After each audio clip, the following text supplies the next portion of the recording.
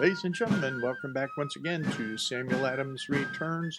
Those Anti-Federalists did. They absolutely got it right as it continues to be proven as we're seeing what's happening this week. Oh, yeah. This is Tom Navolis, your host. And, this has been a very interesting week for a lot of different reasons. And one of the issues that I kind of brought up last week was just stuff in Ohio. I want to start out with this. I am really challenging you to take and read your state constitution. It should be simple, but as it is with the Ohio Constitution, it's like the one PDF version that you can download from the legislative site, the state legislative site. It's like, I think 143 pages.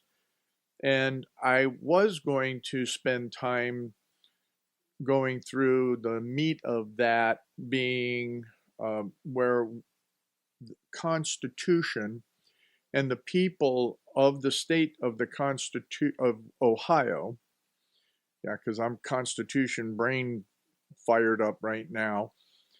So the people in the state of Ohio have put themselves and the next many generations into bondage. And I say that because Article VIII of the Ohio Constitution is basically how the state can go out and raise money. It can go out and use bonds to raise money. And in doing so, Section 1 of Article 8 states in layman's terms that the debt should never exceed $750,000.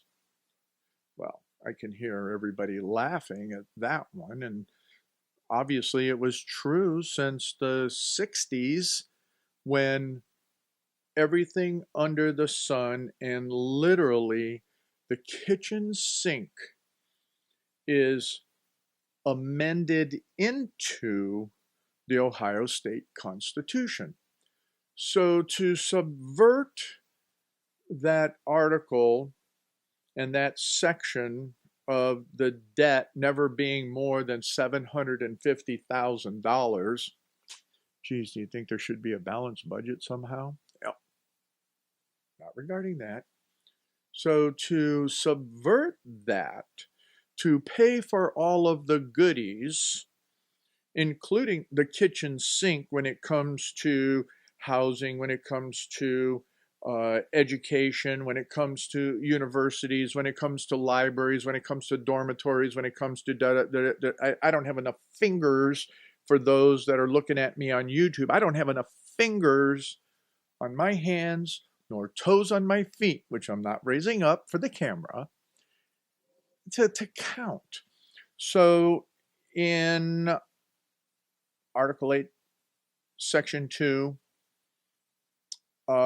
A was rescinded, and then it goes on subsection B, and it goes through the alphabet all the way to S. That's right, S, the phonetic Samuel, if you like that phonetic, which Samuel had a lot to say about economics if you go to the Old Testament. Believe it or not, he did. And corrupt government. Geez, Ahab, how about that one? Jezebel. Anyway, and let's go in there to really where he dealt with all the Babylonians and so on and so forth. And geez, how did Israel get into the pickle they got into? Anyway, the point is that there is a whole alphabetical soup of stuff in the Ohio Constitution that has put the people in bondage. So when everybody's barking about this thing on how would I want to say it, on a primary election, it's like, give me a break. So here's what I want to make everybody aware of for Ohio in particular, and all of the barking that happened there, I'm telling you, you just got what you deserve. You see, what you just got was what I fought against, and I went before the Washington State Senate, was to stop mail-in ballots. So I haven't seen the legislation that has called now for a mail-in ballot for Ohio on a stupid primary. Are you kidding me? Do you know? Go look up your history, and I'm putting it, or it is in the references that from Ballotpedia, because I'm not smart enough. What I figured out in Ohio is that I'm not very smart on anything in regards to all of the other people, because I've only been back in Ohio for 5 years and all of that. And I don't know how to read, so I can't discern all the great smart things that all the other smart people know and can discern deeper insights and knowledge of the Constitution and associated law, excluding all of the stupid court cases. All right? If you're going to cry about the Constitution and you're going to bark about that, stay within the context of that and the ORCs that go with it. So the primaries, if you look at that reference that I have there, the primaries were brought about because of the progressives in the 19th century, the progressive movement that was going on in the late 1800s. The progressives, excuse me, but what do you have going on right now that are taking and driving at the national level an all mail-in voting system? The progressives. Now, granted that in the 19th century, meaning the 1800s, that the progressives at that time were saying, oh, the political parties are corrupt, and you see all of these people just being picked and choose, and you know what? The people did not have a vote. It's destroying our democracy. What did Nancy Pelosi say? And what was that pencil neck? What was he saying? Our democracy is being destroyed, so we have to have, for the safety of the vote, we have to have mail-in ballots. Every ballot should be mailed in. I'm telling you, the place of the ballot box, the responsibility for people to get up off their dead butts, no different than it is in any other form of activism required to maintain this republic, if they cannot get up off their dead butts and go to the polling place, with the exceptions of the elderly and the ill, which is corrupted, for the ill, you've lost it. You've lost your fundamental ability and right to take action, step out, step forward, move your butt out of your seat, and at least into your car to drive to the polling place and stand there for 5-10 minutes and vote. I was angry when we lived in the state of Washington that they took away from us the ballot box. I was laughed at by senators in the state chambers of a committee meeting when I was bringing historical perspective of the value, the purpose, the rationale, the reasons for going to a polling place and voting. Well, that brings us to another quick topic.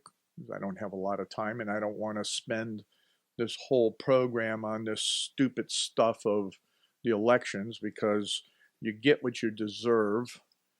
And The bottom line is that the reason that we had the political corruption in the political parties and that you were seeing all of that, guess what? You got the political corruption in the political parties right now again. If you think that those that even go to the primary have a chance, and then only the anointed by the party get all of the money and they get all of the, I mean, Ohio, they're taking and doing endorsing when they're not supposed to endorse people, or they're out cherry picking who they want to run. And if somebody comes up against the chosen person of the party, they don't have a chance in hell. Thank God for a Savior, Jesus, because that's where they have a chance. But other than that, it's the same nonsense. So what we're going to talk about in the next two segments are the letters of instruction that Samuel Adams wrote for the committee that sent legislators, the elected, to the General Assembly in 1764. We're going to talk about that letter in particular because it addresses today. It addresses sickness, pandemic, financial pain, manufacturing, trade, and economic instability. It addresses all of that very succinctly, but it addresses a whole lot more. And you see, when they were doing electing of people, they had meetings of the population coming together, not just going to a ballot box. They voted, but the citizens actually at that time were able to come together in large groups. They caucused. I'll tell you, the greatest detriment to our whole political environment was getting rid of the caucus. When you get in there, and if you have to spend a whole day, if you have to spend 2 days, if you have to get in there face to face with your neighbors, and you have to take and make decisions of what's important for your community. By taking and moving away from the caucus to these political parties, and then into the whole idea of, yeah, we're going to vote by mail because it's safer, because it is more convenient, because, it's led by the progressives. The whole thing on primaries was led by the progressives.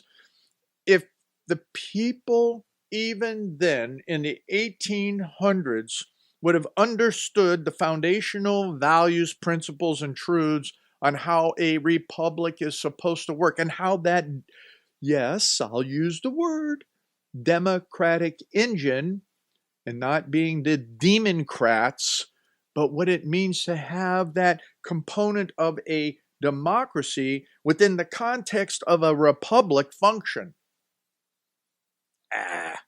You don't really care. Hey, I don't even know. Are you even bothering to listen? I don't know.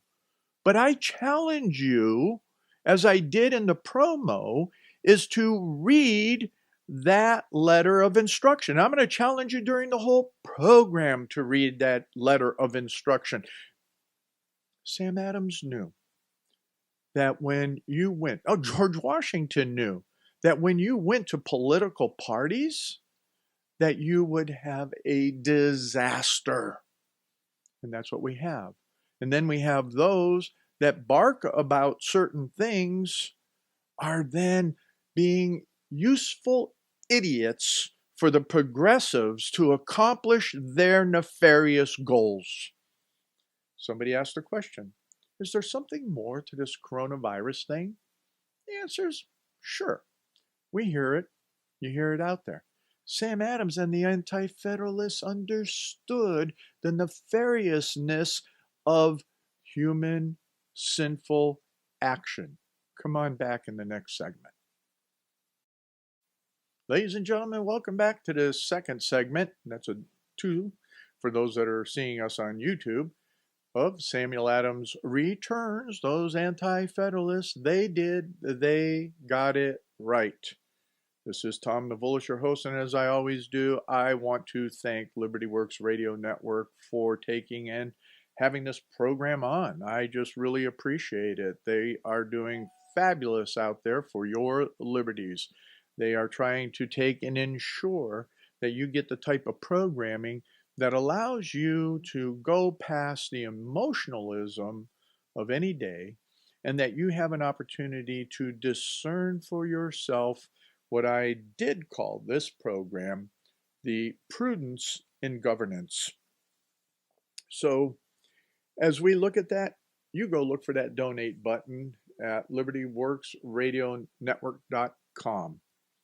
And as Kath and I were talking during the break, I really do want you to read what is in the promo or what is at this archive at samueladamsreturns.net, because what is there is the research. It's the underlying information for you to have an intelligent decision process, or for you to take and go and find other information that would be useful to you in trying to understand what's going on.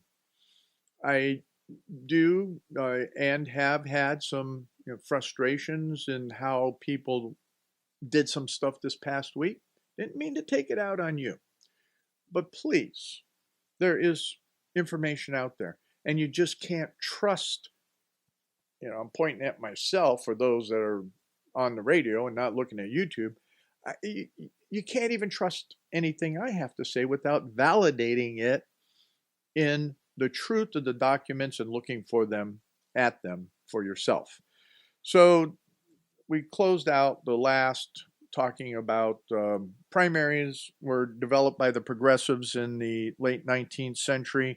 The progressive movement was that what it was. I mean, you figure the progressive movement, again, just as a note, we already had socialists taking and coming around from utopianist in the late 1700s. Even earlier, Sam Adams talked about utopianism being unconstitutional.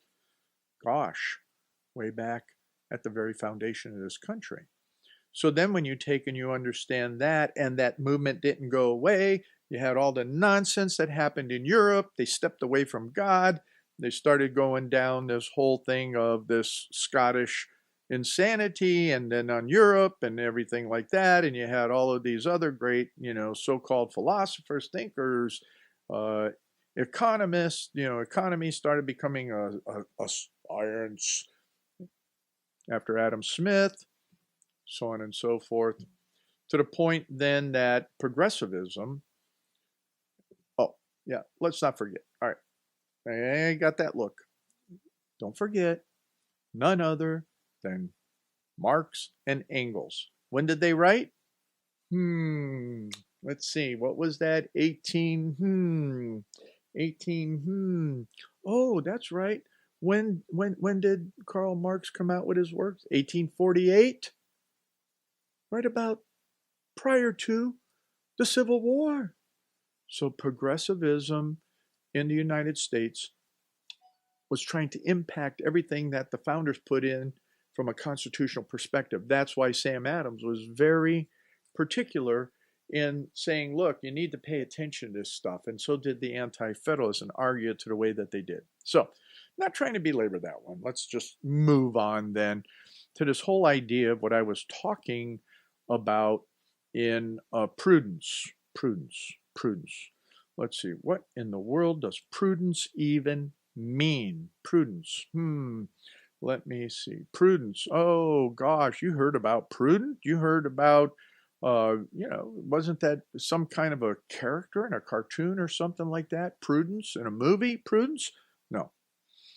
Prudence is the quality of being prudent, of being cautious.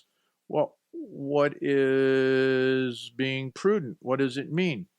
Here's one that we do not see in politicians.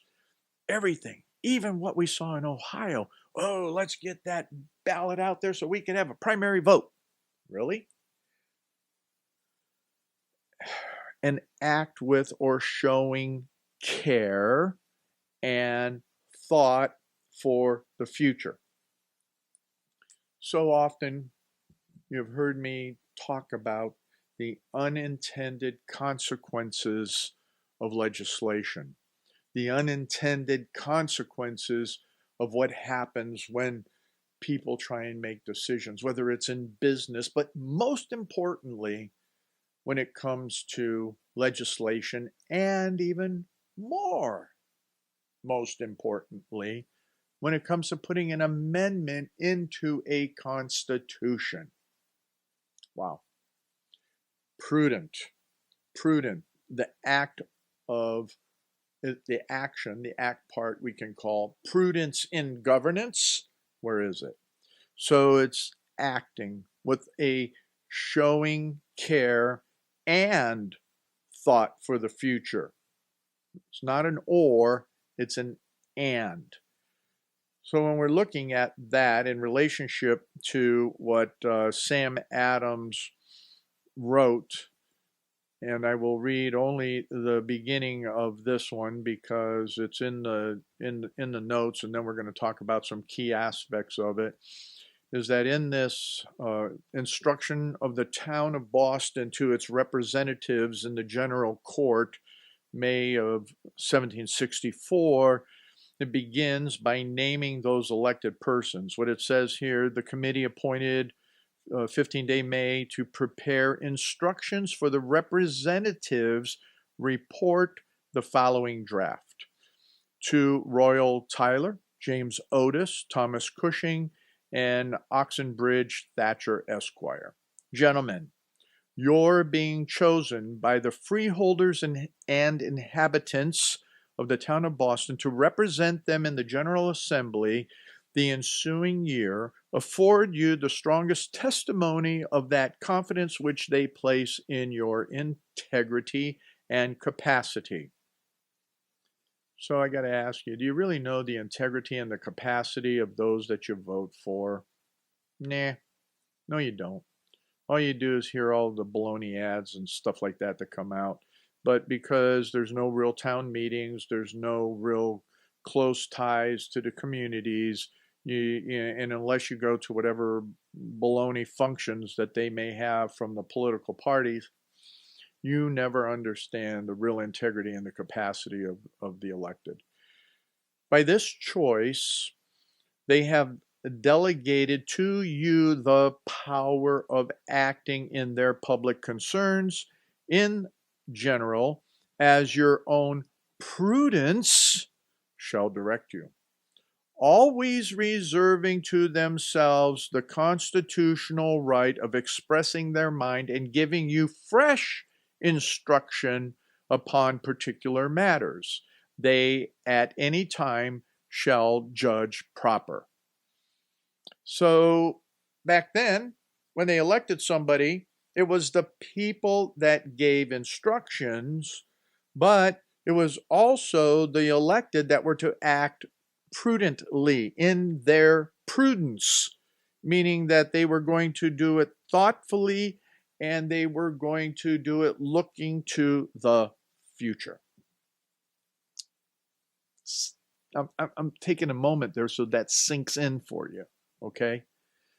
We therefore, your constituents, take this opportunity to declare our just expectations from you, that you will constantly use your power and influence in maintaining the invaluable rights and privileges of the providence of which this town is so great a part, as well as those rights which are derived to us by the Royal Charter, and we could substitute Constitution in there, as those which, being prior to and independent on it, we hold essentially as free-born subjects of Great Britain, or in this case, as we are free citizens of our state and of that federation called the United States.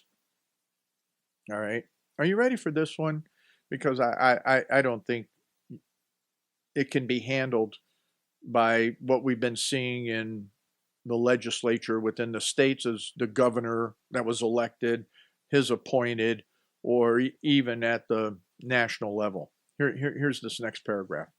That you will endeavor, as far as you shall be able, to preserve that independence in the House of Representatives, which characterizes a free people, and the want of which may in a great measure prevent the happy effects of a free government. Cultivating, as you shall have opportunity, that harmony and union there which is desirable to good men when founded in principles of virtue and public spirit, and guarding against any undue weight which may tend to disadjust that critical balance upon which our happy constitution and the blessings of it do depend. My goodness. My goodness. I just don't know. Where's that at? Where do we see that now? Those things that are dependent. He continues here, because I only have a couple minutes, but we're going to dig into this because there's a little bit more here, especially in the next paragraph. Oh, I may get to that. I just got a little time zone adjustment here from Kath. So it continues on here. And for this purpose, we particularly recommend it to you to use your endeavors to have a law passed whereby the seats of such gentlemen as shall accept the post of profit from the crown or the governor while they are members of the house shall be vacated. In other words, it's something that's actually in the Ohio Constitution when you go read it, in that you can't hold a appointed position and be elected at the same time. And that's even in the federal Constitution also, is that you can't do that. And so it continues here, is that agreeable to an act of the British Parliament till their constituents shall have the opportunity of re-electing them as they please, or of returning others in their room. Now here, this is important, and we're probably going to be closing on this. Being members of the legislative body, you will have a special regard to the morals of this people, which are the basis of public happiness, and endeavor to have such laws made, if any are still wanting, as shall be best adapted to secure them. I'm going to stop there because I'm going to bring this back up in the third segment, is that, wait a minute, as a member of the legislative body, how about taking and having good regard for the morals of the people, which are the basis of public happiness? Morality, as I've talked over and over, is a component of government, to which we even have from that national statements of the likes of Madison and others, is that a constitution is only for a, what? Moral and virtuous people. And then it gets to the whole idea of prudent governance is only good if people have morality and an understanding of that, which was based also on the ideas of common law, which common law is a derivative of what God's law is within the context of humanity around it. So when you go to doing law, how about taking and making sure that it doesn't impact the morality? And first off, do we still want the law? Is it still needed? Wow. We have so many laws on the books. It's just so ridiculous. So are laws still wanted? Are they needed? And will they adapt to secure the morality of the people, the morals of the people? That was Sam Adams' argument all the time, was what was moral law. what was it in relationship to God's law? And the Anti-Federalists, they went, yeah, you're right. Come on back. Hey, ladies and gentlemen, welcome back to this last segment of Samuel Adams Returns. Those Anti-Federalists got it right. They absolutely did. This is Tom Navulis, your host, and all you folks at Soaring Eagle, welcome back to this third segment. And as always, I would encourage you to go and look at and listen to that second segment at samueladamsreturns.net. And you there can see all the archives. You can get the archive for today's program. You can either do it by listening to the podcast or always the YouTube video that is linked in there as well. Once again, I encourage you and challenge you to read your state constitution, as well as what I'm reading in principle to you, sections of this letter of instruction, which we'll continue to read it because I think it's important.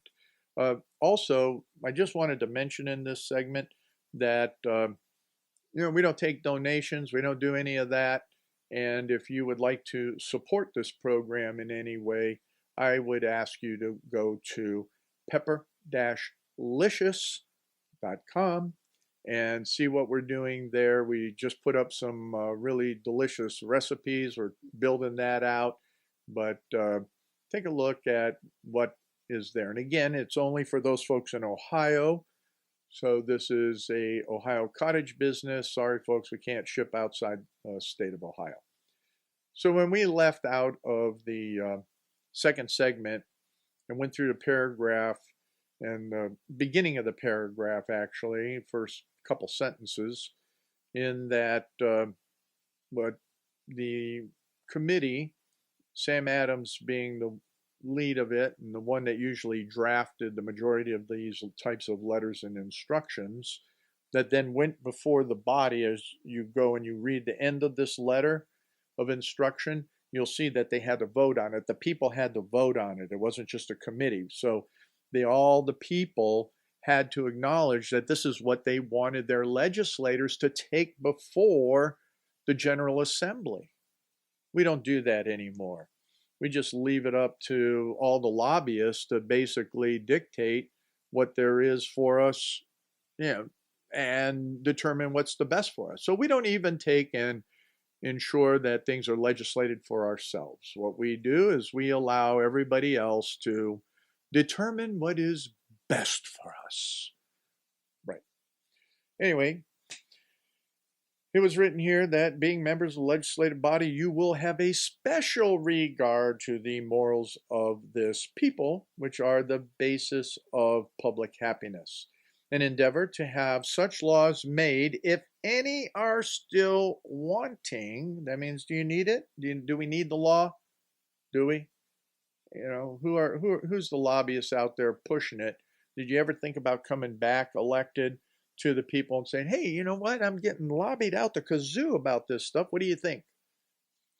Since I've been here in Ohio, the legislature has had zero. The people that are in my Ohio legislative district have had zero town halls. At least in Washington State, the elected would go have town halls, and they'd get a good crowd. So the couple of the people and the way that legislative districts were built, that state senator and the representatives, usually 2, sometimes 3 representatives in that Senate district, would get together and announce town halls all over that legislative district. And they would let the citizens come in and talk to them, ask questions. They would give a report out as to what's happening in the legislature, what happened in session, what's going to happen, and what's coming before. They put newsletters out. I still get newsletters from those state legislators in Ohio that I know or are elected there. Zero from anybody in Ohio. How about you in other states? How about you? Do you get anything? Do you have any interactions whatsoever with your state legislator? You should. That's what this letter of instruction was all about, is having that relationship. How can they make decisions for you if they don't even know what you're about as a people, as a community? I guess they just pull that one. Got that one. That was the lobbyist coming in and sucking it into their brain. For you that are on the radio, you're not seeing what I just did on, you have to go watch the video. I think it's kind of funny. Anyway, I know, I'm a comedian. Keep my day job, Tom. So anyway, do we even need that bill? Continuing with the letter. And we particularly desire you carefully look into the laws of excise, that if the virtue of the people is endangered by the multiplicity of oaths therein enjoined, or their trade and business is unreasonably impeded or embarrassed thereby, the grievance may be redressed. Talking about economics here, talking about trade and business. And the multiplicity of oaths means that when a law is put into place and people take oaths to exercise those laws, oaths have meaning. I talk about that in my seminar for the book From Covenant to the Present Constitution. And in there, we look at people respecting their oath, because the oath that one takes when they are going to exercise a governmental position, be it bureaucratic or elected, that oath is before God.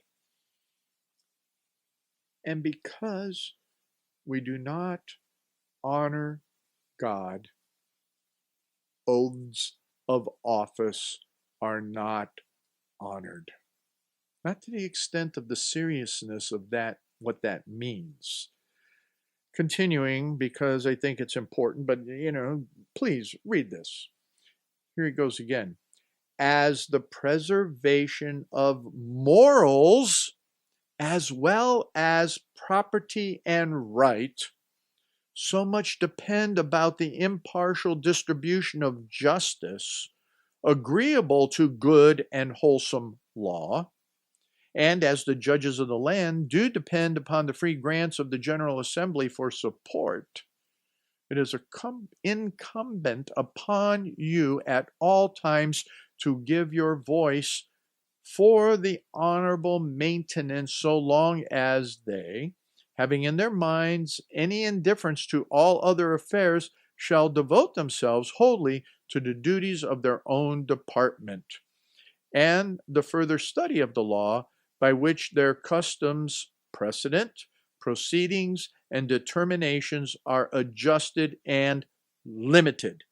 Now, this is where he's talking about the judiciary. You see, there was things that were starting to happen and which were part of the cause and reasons for the American Revolution, is that at this point in history, the judiciary was still paid by the people within the colonies. But at some point, what happened, and this is the fear of what was going to happen, and what happened was that the Parliament and the king came in and said, no, all judges are now paid by me. So everybody became a puppet of the king and the Parliament.